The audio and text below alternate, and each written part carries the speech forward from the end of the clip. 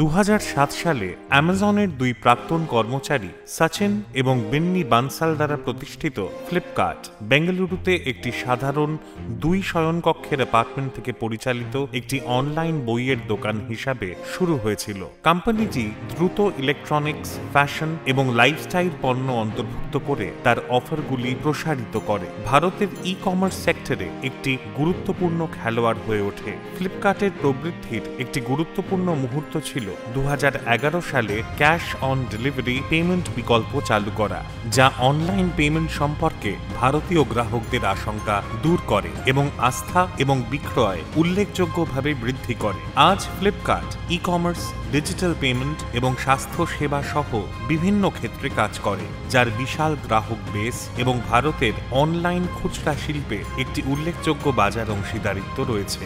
একটি ছোট স্টার্টআপ থেকে একটি শীর্ষস্থানীয় ই কমার্স প্ল্যাটফর্মে কোম্পানির যাত্রা ভারতীয় গ্রাহকদের বিভিন্ন চাহিদা পূরণের জন্য এর অভিযোজনযোগ্যতা, উদ্ভাবন এবং প্রতিশ্রুতিকে তুলে ধরে। ফ্লিপকার্ট প্রাইভেট লিমিটেড হল বেঙ্গালুরুতে অবস্থিত একটি ভারতীয় ই কমার্স কোম্পানি এবং সিঙ্গাপুরে একটি প্রাইভেট লিমিটেড কোম্পানি হিসেবে নিবন্ধিত।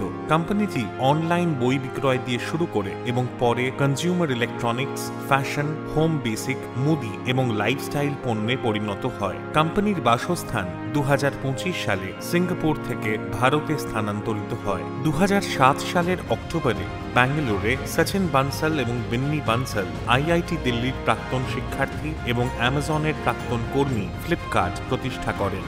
কোম্পানিটি বেঙ্গালুরুর কোরামাঙ্গলায় একটি দুই শয়নকক্ষের ফ্ল্যাটে প্রতিষ্ঠিত হয়েছিল। তাদের পরিবার প্রাথমিকভাবে 2 লক্ষ টাকা বিনিয়োগ করেছিল। ওয়েবসাইটটি 2007 সালের অক্টোবরে চালু হয়েছিল এবং সেই সময় কোম্পানিটি কেবল বই বিক্রি করছিল। দেশব্যাপী শিপিং সহ ফ্লিপকার্ট ধীরে ধীরে জনপ্রিয়তা অর্জন করে। 2008 সালের মধ্যে প্রতিদিন 100টি অর্ডার পেয়েছিল। ফ্লিপকার্ট 2010 সালে lulu.com থেকে উই রিড কিনে নেয়, যা ডিজিটাল বই খুচরা বিক্রেতার মূল শক্তিকে আরও শক্তিশালী করতে সাহায্য করেছিল। বানসালের জন্ম 1981 সালের 5ই অগস্ট ভারতের চণ্ডীগড়ে। তার বাবা একজন ব্যবসায়ী এবং তার মা একজন গৃহিণী। বানসাল চণ্ডীগড়ের সেন্ট অ্যান্স কনভেন্ট স্কুলে পড়াশোনা করেছিলেন। সচিন তার প্রথম প্রচেষ্টায় আইআইটি জেইই পরীক্ষা দিয়েছিলেন এবং 2470-এর সর্বভারতীয় রেটিং পেয়েছিলেন। সেখানে তিনি তার সময়সূচি আরও নিয়মিত প্রতিষ্ঠা করেছিলেন। দ্বিতীয় প্রচেষ্টায় তিনি সর্বভারতীয় র্যাঙ্কিংয়ে 49তম স্থান অর্জন করেন। এরপর তিনি আইআইটি দিল্লিতে ভর্তি হন, যেখানে তিনি কম্পিউটার বিজ্ঞান ও প্রকৌশলে বিটেক ডিগ্রি অর্জন করেন। স্নাতক হওয়ার পর বানসাল টেক্সপ্যানে কিছুক্ষণ কাজ করেন এবং 2006 সালে একজন সিনিয়র সফটওয়্যার ইঞ্জিনিয়ার হিসেবে অ্যামাজন ওয়েব সার্ভিসেসে যোগদান করেন। 2007 সালে বানসাল নিজের কোম্পানি চালু করার জন্য অ্যামাজন ছেড়ে যান। বিন্নি বানসালের জন্ম 1982 বা 1983 সালে। তার বাবা ছিলেন একজন ব্যাংকের প্রধান ব্যবস্থাপক আর তার মা সরকারি চাকরি করতেন। তিনি মূলত পাঞ্জাব ও হরিয়ানার রাজধানী চণ্ডীগড়ের বাসিন্দা। তিনি চণ্ডীগড়ের সেন্ট অ্যান্স কনভেন্ট স্কুলে পড়াশোনা করেছেন। তিনি আইআইটি দিল্লি থেকে সফটওয়্যার প্রোগ্রামিং অধ্যয়ন করেছেন। তিনি দিল্লির ইন্ডিয়ান ইনস্টিটিউট অফ টেকনোলজি থেকে কম্পিউটার বিজ্ঞান এবং প্রকৌশল ডিগ্রি অর্জন করেছেন। ইনফিবিমের মতো মাত্র কয়েকটি বাজার অংশগ্রহণকারী এই স্থান দখল করেছিল। ফ্লিপকার্ট প্রতিযোগিতামূলক মূল্য নির্ধারণ এবং গ্রাহক পরিষেবাকে অগ্রাধিকার দিয়ে বাজারের আধিপত্য অর্জন করেছিল। উই রিডের প্রায় 3 মিলিয়ন পাঠক এবং 60 মিলিয়ন বই রয়েছে। সাইটটি ব্যবহারকারী উৎপাদিত সামগ্রীও তুলে ধরেছে, যেমন লোকেরা কোনো বইকে প্রিয় হিসাবে মনোনীত করা বা মন্তব্য বা রেটিং দেওয়া। স্বাধীনতা এবং সম্প্রদায়ের জন্য উপযোগিতার কারণে অধিগ্রহণের পরেও উই রিড তার ব্র্যান্ড পরিচয় সংরক্ষণ করেছে। ফ্লিপকার্ট একটি ডিজিটাল বিতরণ সংস্থা mind360.com এবং চাকপাকের ডিজিটাল সামগ্রী পোর্টফোলিও কিনেছে। অধিগ্রহণের পরে ফ্লিপকার্ট 2012 সালে ফ্লাইট, একটি ডিআরএম মুক্ত ডিজিটাল সঙ্গীত দোকান প্রতিষ্ঠা করে। ফ্লাইট বিনামূল্যে স্ট্রিমিং প্ল্যাটফর্মের সাথে প্রতিযোগিতা করতে অক্ষম ছিল এবং 2013 সালের জুনে বন্ধ হয়ে যায়। mind360 একটি কন্টেন্ট পরিবেশক ছিল, যা দ্রুত এবং নিরাপদ ডেটা বিতরণ নিশ্চিত করার জন্য HTTP ভিত্তিক এনক্রিপশন প্রযুক্তি ব্যবহার করত। এটি তার বিতরণ প্ল্যাটফর্মের মাধ্যমে সঙ্গীত, মিডিয়া এবং গেমগুলি উপলব্ধ করেছিল। ভারতের খুচরা শিল্পের উপর দৃষ্টি নিবদ্ধ করে ফ্লিপকার্ট 2012 সালে লেটস বাই নামে একটি অনলাইন ইলেকট্রনিক্স দোকান এবং 2014 সালের মে মাসে অনলাইন ফ্যাশন খুচরা বিক্রেতা মিন্ত্রাকে $280 মিলিয়ন কিনে নেয়। মিন্ত্রা ফ্লিপকার্টের একটি স্বতন্ত্র কোম্পানি হিসেবে কাজ করে চলেছে, বিভিন্ন বাজারের উপর মনোযোগ কেন্দ্রীভূত করে। ফ্লিপকার্ট 2014 সালের অক্টোবরে বিগ বিলিয়ন ডেজ ইভেন্টটি পুনরায় চালু করে, যা শুধুমাত্র ফ্লিপকার্ট অ্যাপের মাধ্যমে উপলব্ধ একটি বহুদিনের ইভেন্ট হিসেবে উপলব্ধ।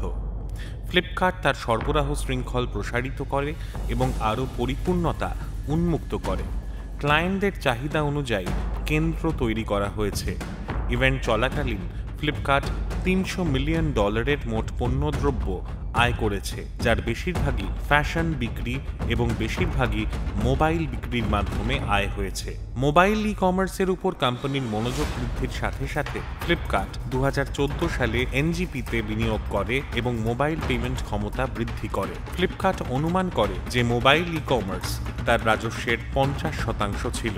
এনজিপিতে ফ্লিপকার্টের বিনিয়োগের পরে কোম্পানির অভ্যন্তরীণ পেমেন্ট গেটওয়ে পেজিপি বন্ধ হয়ে যায় এবং এনজিপি এর সাথে একীভূত হয়। এনজিপি মোবাইল অ্যাপ্লিকেশনটি মোবাইল ফোন ব্যবহার করে পরিষেবা এবং জিনিসপত্র কিনতে ব্যবহার করা যেতে পারে। ফ্লিপকার্ট 2016 সালে অনলাইন পোশাক খুচরা বিক্রেতা jabong.com এর জন্য রকেট ইন্টারনেটকে $70 মিলিয়ন প্রদান করে এবং 2017 সালের জানুয়ারিতে এটি একটি প্যারেন্টিং ইনফরমেশন ফার্ম টিনিস্টেপে $2 মিলিয়ন বিনিয়োগ করে। ফ্লিপকার্ট তার বিগ বিলিয়ন ডেজ ক্যাম্পেইনের অংশ হিসেবে 21শে সেপ্টেম্বর 2017 তারিখে 20 ঘন্টার মধ্যে 1.3 মিলিয়ন ফোন বিক্রি করে, যা 2016 সালে ইভেন্টের উদ্বোধনী দিনে বিক্রি হওয়া সংখ্যার দ্বিগুণেরও বেশি। 2017 সালে মোট ভারতীয় স্মার্টফোন চালানের 51% শেয়ার ছিল ফ্লিপকার্টের, যা অ্যামাজন ইন্ডিয়াকে, যার 33% শেয়ার ছিল, তাকে ছাড়িয়ে গেছে। 2017 সালের এপ্রিলে ইবে ঘোষণা করে যে তারা তাদের ভারতীয় ব্যবসা ebay.in ফ্লিপকার্টের কাছে বিক্রি করবে এবং এতে $500 মিলিয়ন ব্যয় করবে। যদিও ইবে জানিয়েছে যে এই অংশীদারিত্বের ফলে ফ্লিপকার্ট ইবের বিদেশি বিক্রেতাদের নেটওয়ার্কে প্রবেশাধিকার পাবে, কিন্তু তাদের এই উচ্চাকাঙ্ক্ষা কখনোই বাস্তবায়িত হয়নি। 2017 সালের জুলাই মাসে ফ্লিপকার্ট তার বৃহত্তম দেশীয় প্রতিযোগী স্ন্যাপডিলকে $700 থেকে $850 মিলিয়ন কেনার প্রস্তাব দেয়। স্ন্যাপডিল তা প্রত্যাখ্যান করে, দাবি করে যে এর মূল্য কমপক্ষে $1 বিলিয়ন। 2018 সালের অগস্টে আমেরিকান খুচরা জায়ান্ট ওয়ালমার্ট ফ্লিপকার্টের 77% নিয়ন্ত্রণকারী শেয়ারের জন্য $16 বিলিয়ন প্রদান করে, যার ফলে কোম্পানির মূল্য প্রায় $20 বিলিয়ন হয়ে যায়। 2022 সালের হিসাবে ফ্লিপকার্টের মূল্য $37.6 বিলিয়ন। ফ্লিপকার্ট জুলাই 2019 সালে সমর্থ প্রোগ্রাম শুরু করে, যা স্থানীয় কারিগর, তাঁতি এবং কারিগরদের সহায়তা করে যারা ঐতিহ্যগতভাবে কেবল স্থানীয়ভাবে বিক্রি করতে পারে। সমর্থ উদ্যোগ তাদের স্থানীয় বাজারের বাইরে এবং সারা দেশে তাদের পণ্য অনলাইনে বিক্রি করতে সহায়তা করে। অনবোর্ডিং ছাড়াও অ্যাপ্লিকেশনটি অনলাইনে বিক্রির অন্যান্য দিকগুলিতে সহায়তা করে, যেমন শ্রেণীবদ্ধকরণ এবং গুদামজাতকরণ সহায়তা। 19শে নভেম্বর 2019 তারিখে ফ্লিপকার্ট ইজি রিওয়ার্ডসে $4 মিলিয়ন বিনিয়োগ করেছে, যা একটি গ্রাহক মিথস্ক্রিয়া এবং পুরস্কার প্ল্যাটফর্ম যা ব্যবসা থেকে ব্যবসায়িক আনুগত্য পরিচালনা করে। সফটওয়্যারটি ব্যাংক এবং বিপণনকারীদের মধ্যে লয়্যালটি পয়েন্ট পরিচালনা করতে সক্ষম করে। 2020 সালে ফ্লিপকার্ট হোলসেল চালু করে, যা একটি বিপ্লবী অনলাইন মার্কেটপ্লেস যা কিরানা এবং এমএসএমই উভয়ের জন্যই একটি ডিজিটাল প্ল্যাটফর্ম হিসেবে কাজ করে। একই ফ্লিপকার্ট হোলসেল পরিকল্পনার অংশ হিসেবে ফ্লিপকার্ট ওয়ালমার্ট ইন্ডিয়া প্রাইভেট লিমিটেডের 100% মালিকানাও কিনে নেয়, যা best price cash and carry ব্যবসা পরিচালনা করে তার পাইকারি সক্ষমতা বৃদ্ধির জন্য। 2020 সালের জুলাই মাসে ফ্লিপকার্ট অরবিন্দ ফ্যাশনস লিমিটেডের নতুন প্রতিষ্ঠিত সহায়ক সংস্থা অরবিন্দ ইউথ ব্র্যান্ডসে 27% শেয়ারের জন্য $35 মিলিয়ন প্রদান করে। Arvind youth brands flying machine brand নিয়ন্ত্রণ করে। ফ্লিপকার্ট মুদি, গৃহসজ্জা, মোবাইল ফোন, স্টেশনারি এবং আরও অনেক কিছুর মতো পণ্যের জন্য একটি হাইপার লোকাল 90 মিনিট ডেলিভারি পরিষেবা ফ্লিপকার্ট কুইকো চালু করে। 2020 সালের অক্টোবরে Flipkart Aditya Birla fashion subscription and রিটেলে 7.8% স্বার্থের জন্য $204 মিলিয়ন প্রদান করে। পরের মাসে ফ্লিপকার্ট গেম ফার্ম, মেঘ মোছার বৌদ্ধিক সম্পত্তির জন্য একটি অজানা পরিমাণ অর্থ প্রদান করে। এই অধিগ্রহণটি ছিল ফ্লিপকার্টের নৈমিত্তিক গেম সরবরাহের মাধ্যমে গ্রাহকদের আকর্ষণ এবং ধরে রাখার কৌশলের অংশ। ফ্লিপকার্ট 2020 সালের নভেম্বরে অগমেন্টেড রিয়ালিটি ব্যবসা স্কেপিক কিনে নেয়, যা স্ক্রিপ্টিং ছাড়াই অগমেন্টেড রিয়ালিটি, ভার্চুয়াল রিয়ালিটি এবং 3D কন্টেন্ট দ্রুত তৈরি এবং প্রকাশ করার জন্য এক সেট সরঞ্জাম সরবরাহ করে। 2021 সালের মধ্যে ফ্লিপকার্ট অ্যাপটি 8টি স্থানীয় ভারতীয় ভাষায় অ্যাক্সেসযোগ্য ছিল: গুজরাটি, বাংলা, ওড়িয়া, হিন্দি, তেলেগু, কন্নড়, মারাঠি এবং তামিল।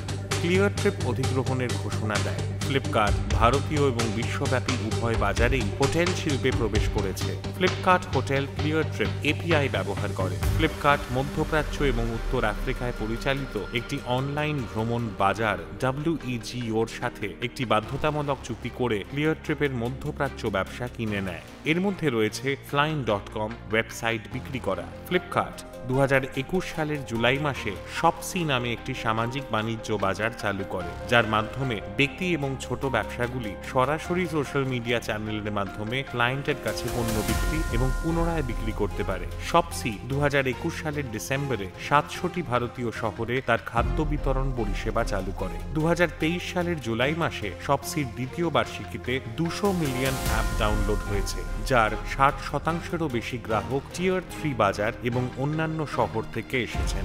যখন ফোনপে 2015 সালে ফ্লিপকার্ট দ্বারা কিনে নেওয়া তার সম্পূর্ণ ভিত্তি ভারতে স্থানান্তরিত করে, তখন ফ্লিপকার্ট ভারত এবং সিঙ্গাপুরের শেয়ার হোল্ডারদের মধ্যে ফোনপের মালিকানা ভাগ করে দেয় এবং সংশ্লিষ্ট শেয়ার হোল্ডাররা সরাসরি ফোনপের ভারতীয় সত্তার শেয়ার কিনে নেয়।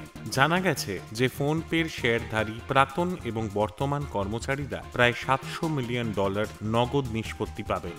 ফ্লিপকার্ট এবং অ্যাক্সিস ব্যাংক 2024 সালের মার্চ মাসে ফ্লিপকার্ট ইউপিআই চালু করার জন্য অংশীদারিত্ব করে। 2024 সালের মে মাসে জানা যায় যে গুগল কোম্পানিতে $350 মিলিয়ন ব্যয় করবে।